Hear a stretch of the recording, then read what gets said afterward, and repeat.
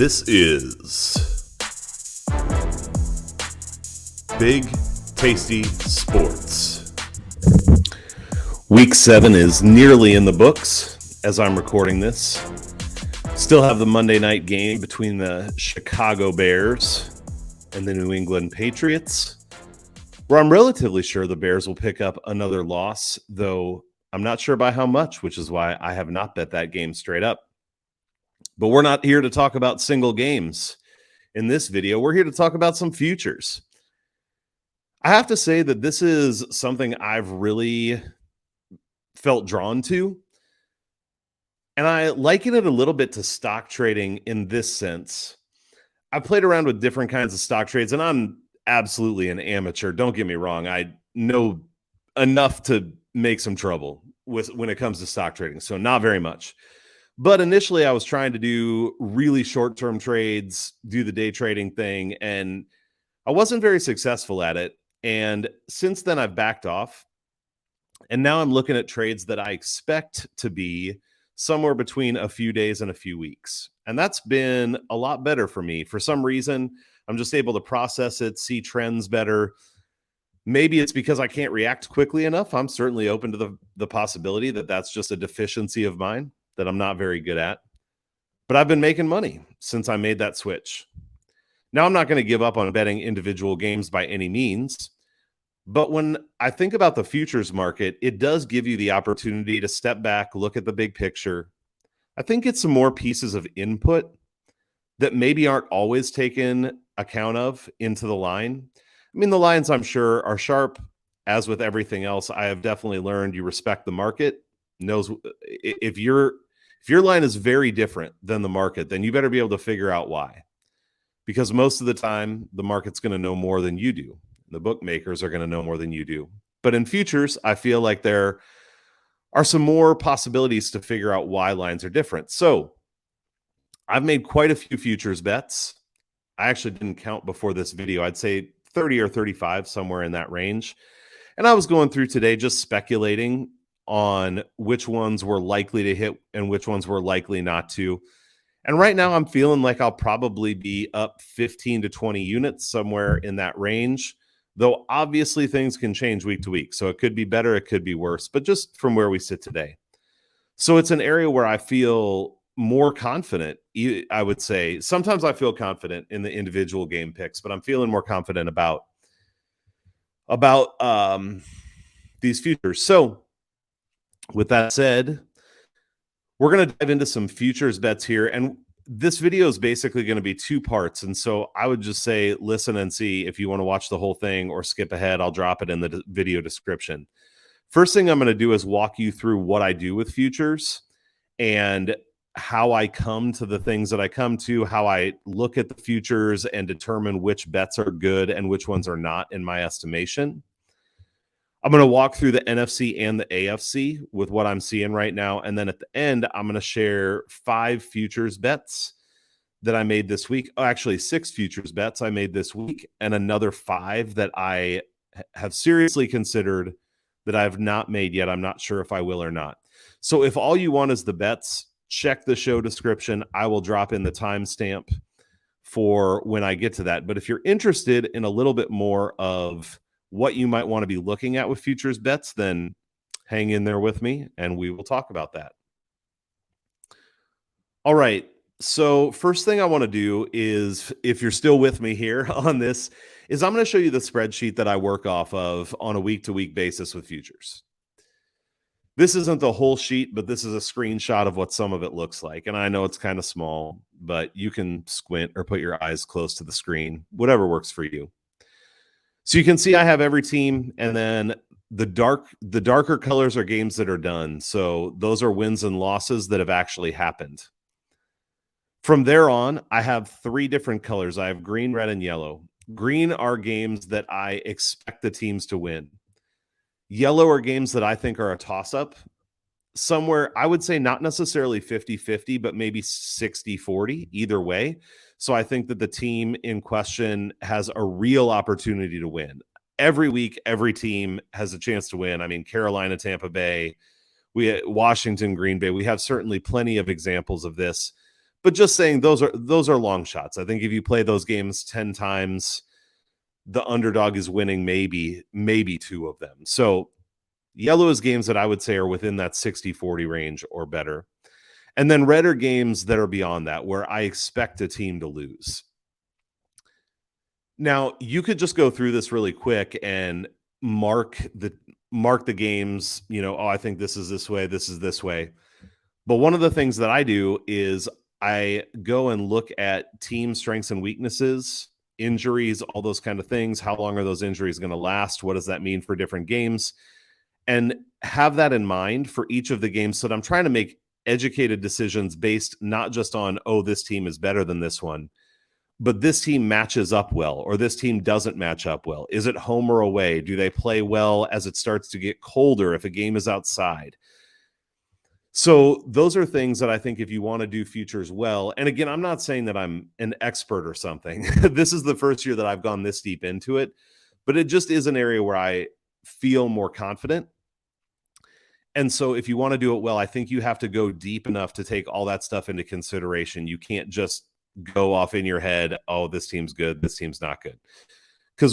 And then another thing I will say that I also bring in is which teams are being overvalued or undervalued.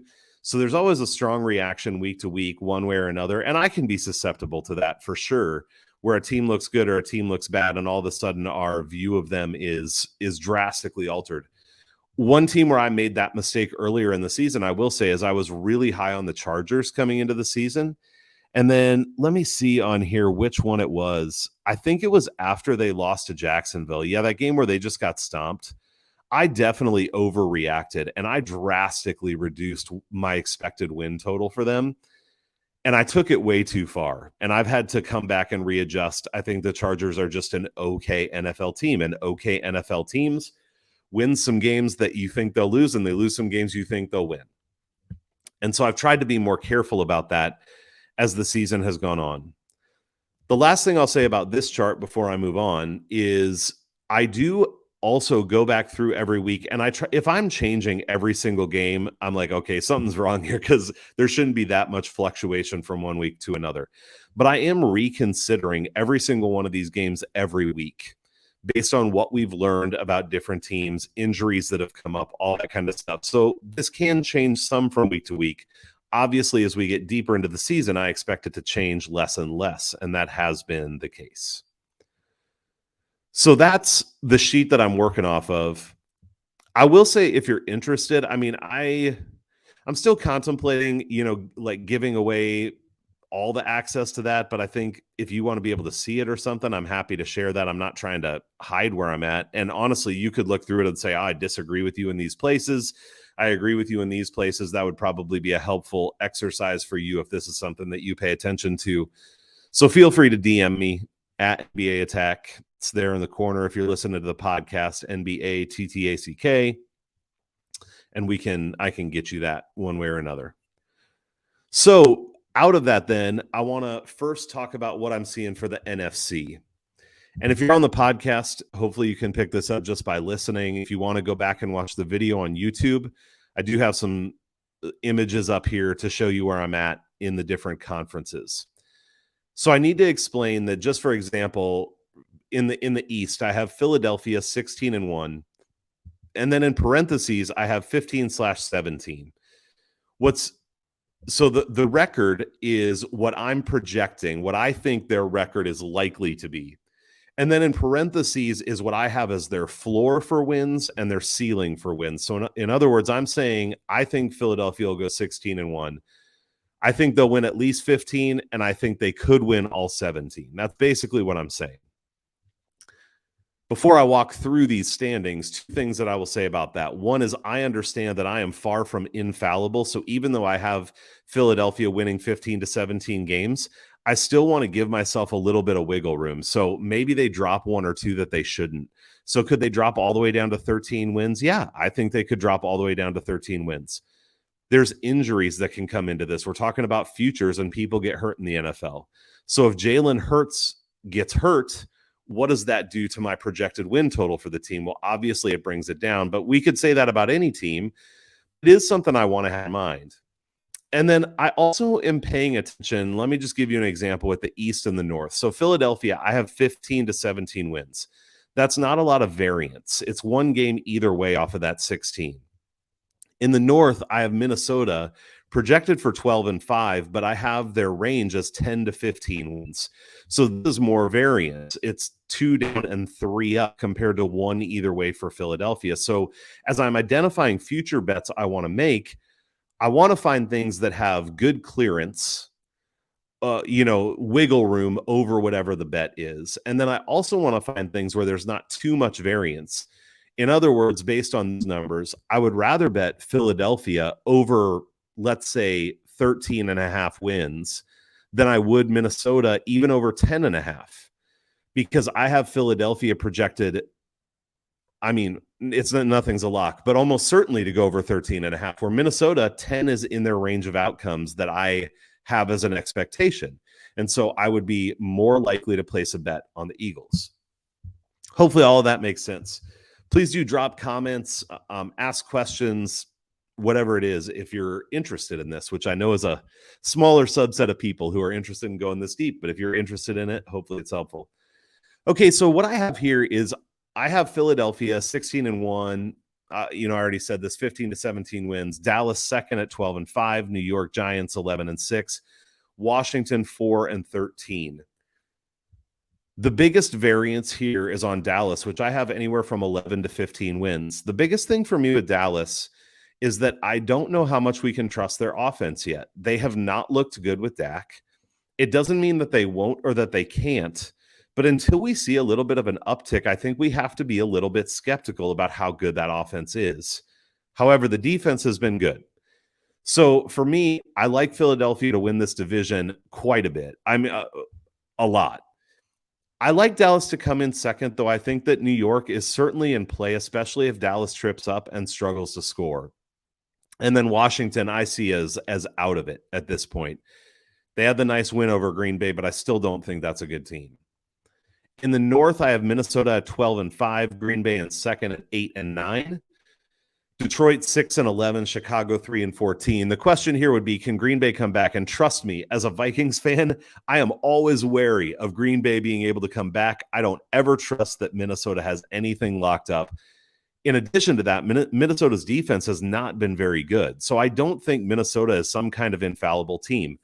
I'd put them in that same category that I did the Chargers. I think they are a average to slightly above average NFL team, which means they're going to win some games that they shouldn't, and they're going to lose some games that they shouldn't, and end up somewhere through the middle. So that's where I have their variance pretty high.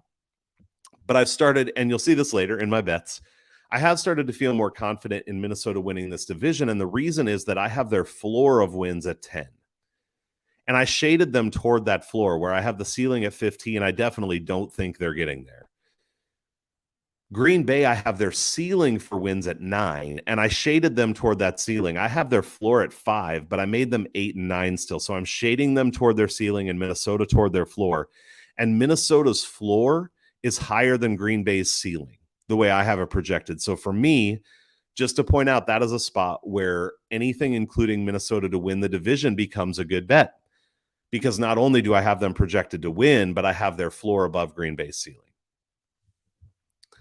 Chicago will come into play for another bet later, but just notice for now that this is a team I have projected for 3 wins with very low variance at 2 to 3 wins as their floor and ceiling. In the West, I have San Francisco winning the division at 12-5, the Rams and Seahawks both at 9-8, and Arizona at 7-10. I do think this division is becoming more interesting because Arizona looks to have a little bit of life. I actually think if you can get plus 5.5 is what it was at against Minnesota. I haven't bet it yet, but I think that's not a bad look for them. San Francisco is only 3-4 right now, so to get to 12 wins is definitely a tall ask, and that's where I have their floor and ceiling at 10-13.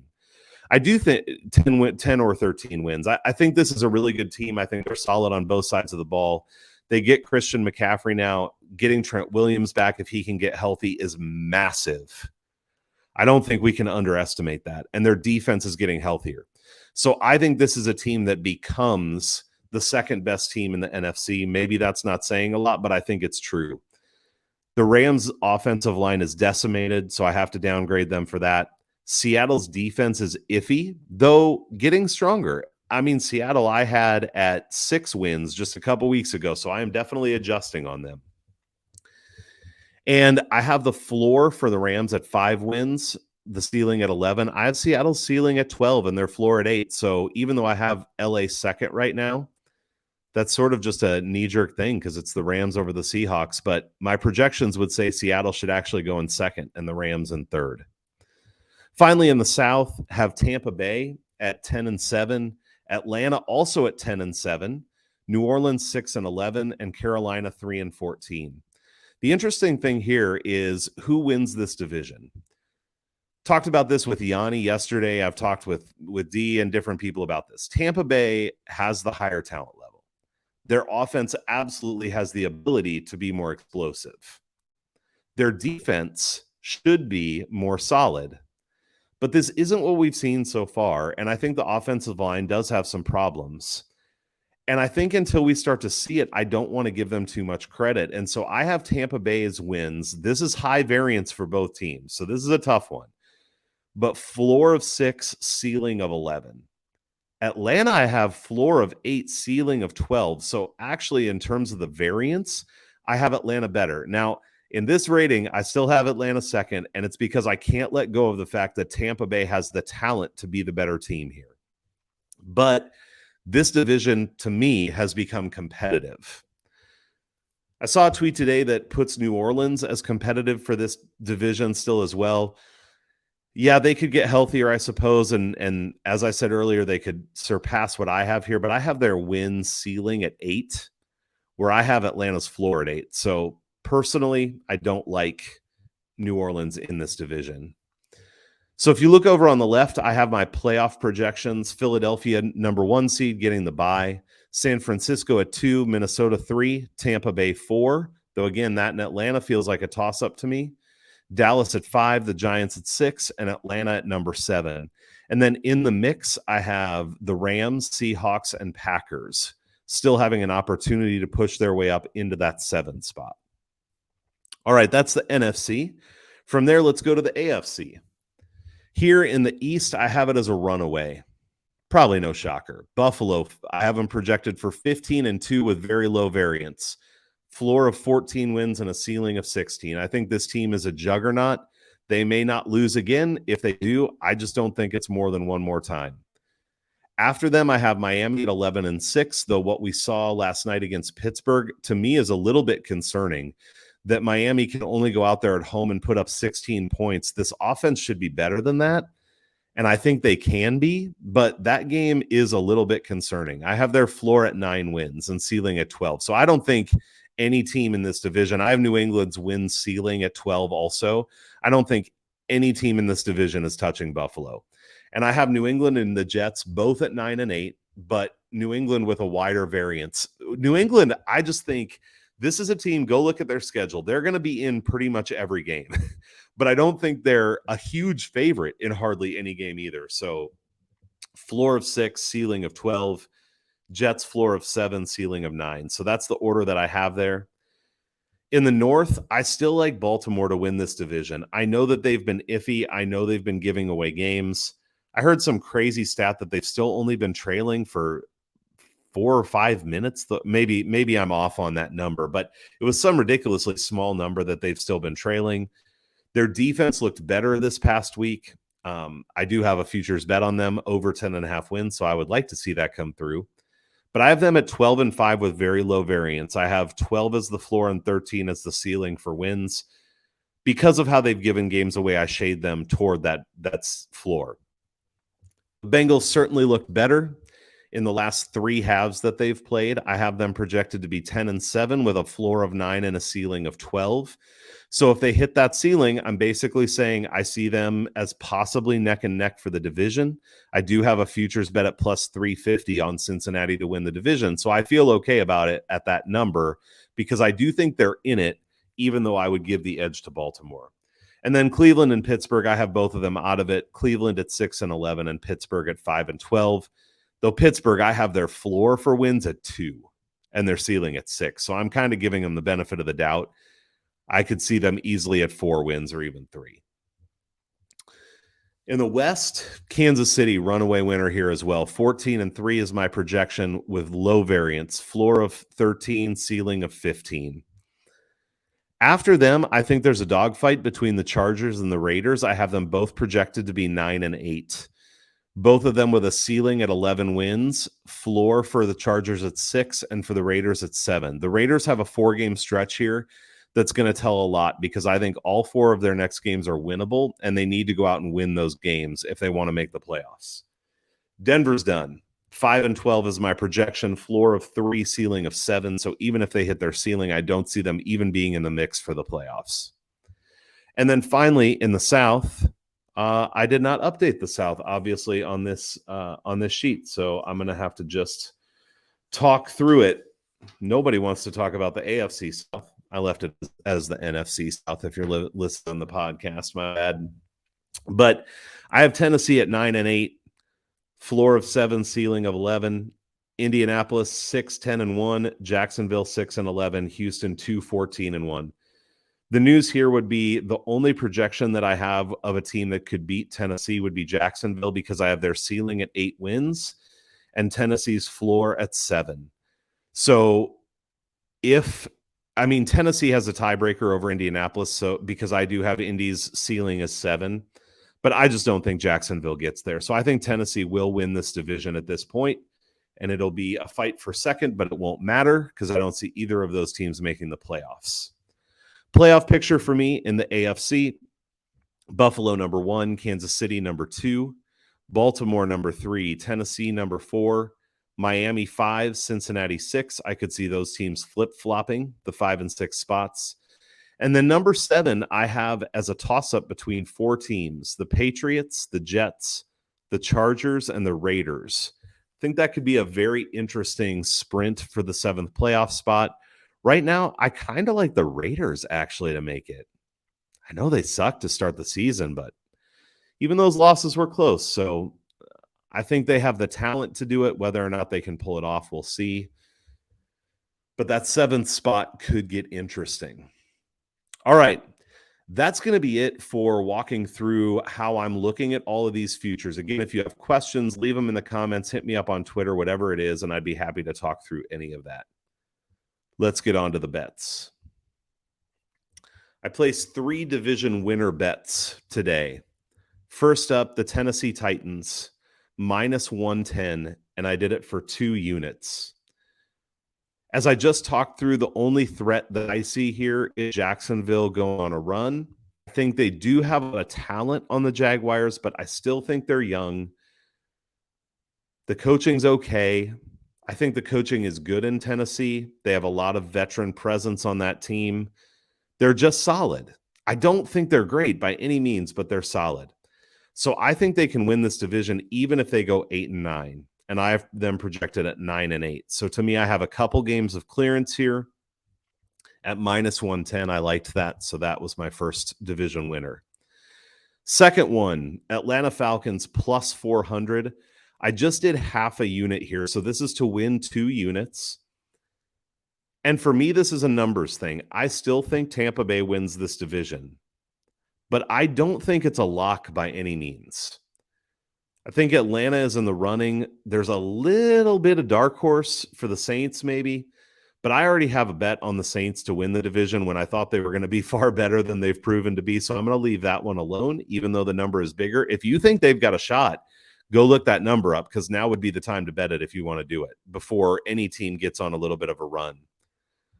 I just have the Falcons projected for the same win total as I do the Bucks, and I get them at +400, where the Bucks I think are -250 for the division. So to me, it's a no-brainer what the bet is here, and I did half a unit. The last one is a parlay. I have the Bills, Chiefs, Vikings, and Eagles all parlayed to win their divisions, and that comes out to +112. I only did 1 unit. The reality is that parlays just have more ways to lose. That's the reality. But I feel really good based on my projections about all 4 of these teams. Again, I have just purely based on projections, not floor ceiling. I have Buffalo with 4 games of clearance over the next closest team. I have Kansas City with 5 games of clearance from the next closest team. Philadelphia with 4 games of clearance and Minnesota with 4 games of clearance. I think if any of these teams lose their division, it's likely to be the Vikings, with Green Bay making a miracle run. I hope it doesn't happen, but the numbers were just too big for me to pass this up. One more win from these teams, one more loss from the teams behind them, and these numbers are going to be, you're not even going to be able to parlay them. So this is like a last chance thing for me to get a parlay on these teams. So a total of 3.5 units invested on division winners this week. Next up are win totals. First up was my biggest futures bet of the week, which I'm actually considering adding more to. And that's San Francisco over 9.5 wins, even money. I think this was at DraftKings. So there's a few things in play here. Number one is the market. The next closest price I found after the plus 100 was minus 135, which makes me believe plus 100 is a really good line on this bet. I know that San Francisco is 3-4 right now. However, I have their win total projection at 12. So I could have them lose 2 more games than I think they're going to end up with 10 wins and still win this bet. I love that. I have their win floor at 10 and their ceiling at 13. As I said before, if you skipped ahead to this point, I think this is going to be one of the better teams by the end of the season on both sides of the ball, and they don't have other teams in their division that can say the same. So I love San Francisco to go over 9.5 wins at even money. 2.5 units. I'm considering going all the way up to 5. We'll see. And then, actually, I don't know what I was smoking. I actually did bet this for 5 units already. I was thinking in the wrong unit terms. I do so many things. Total transparency. My units right now are $50. And I think a lot of terms in terms of $100. So I think that's what I was doing. So I did actually do 5 units at $50 units. And I still have thought about adding more. Really love that bet. And then the other one is Washington's team total under 6.5. And again, part of it is the number thing to me here. Plus 135. Next best, I think, was minus 105. So again, I think that indicates that it's a good bet. I have Washington's win total at 4 and their ceiling at 6. So even if they hit what I have as their ceiling, I still win the bet. Again, I love that. So I did 1.5 units basically to win 2 units on that. And then one last futures bet that I placed today, a little bit of a long shot. That is the Chicago Bears to have the worst record in the league at plus 800. This is absolutely a numbers play for me. I think that the Panthers are still most likely, the Texans, to have the worst record in the league. But the Texans have been kind of okay at times. They play in a bad division. The Bears division isn't great either. I mean, you have the Lions, the Vikings are beatable. Obviously, the Packers aren't amazing. But at plus 800, this would win me 2 units. And just if you look at the bottom teams that I have that would be vying for this, I have Houston projected for 2 wins, but ceiling of 5. I have Chicago projected for 3 wins, but that's their ceiling. And their floor is 2, where Houston's floor I have at 1. And then Carolina, I have with a floor of 2, but a ceiling of 7. And so I like them to be above this. And I think those are the 3 teams that are vying for the crown at this point. So you're telling me it's a 3-team race, and I have the Bears projected with the second lowest total, and I get plus 800. It's a decent bet to me. And so I went ahead and took a 1/4 unit. Last thing I'm going to give you here is 5 bets that almost made the cut. And real quick, I'll tell you why I didn't bet it. San Francisco to win the division at plus 130. I think this happens, and I like it, but I like over 9.5 better. They could get to 10 wins. If one of the other teams in the division gets hot and they end up in second somehow, I still win. So I'm just going to put all my money on the win total rather than the division. Carolina under 5 wins at minus 105. Again, I might be overreacting a little bit to them beating the Bucs this last week, but I think that their defense is solid and that their offense is I mean, not even middle of the league, but if they can score 17 to 20 points, their defense could keep them in games, and I can see them eking out some wins. So I still like that bet. All of these are ones that I'm still considering, just didn't quite make the cut for things I've already bet. Dallas over 11.5 wins at plus 120. Love that plus number. For me, it comes down to whether or not we can trust their offense. Kansas City over 12.5 wins at plus 105. I have their floor at 13. This is one where I'm definitely thinking about pulling the trigger. I just have a number of other Kansas City futures bets already, so I don't know if I need to add to my portfolio on Kansas City, but for sure considering it. And then Seattle to make the playoffs at plus 225. I said earlier that they were one of the teams that I have in the mix to get to sneak up into that last playoff spot. And I do have their ceiling pretty high at 12 wins. I certainly don't think they'll get there, but man, even if they can get to 10, I think that could get them into the playoffs. So over 2-1 there, not a bad bet. Those are the futures bets that I've placed. A little bit more of the thinking behind why I'm placing them. I may not go into such depth in the future, but thought it was at least worth doing once so you could see what the process is if that's something that's of interest to you. Please do like, subscribe to the channel so you get all the content that's coming out. Rate and subscribe to the podcast. I would greatly appreciate it. Good luck on your futures and all your other bets, and I will talk to you soon.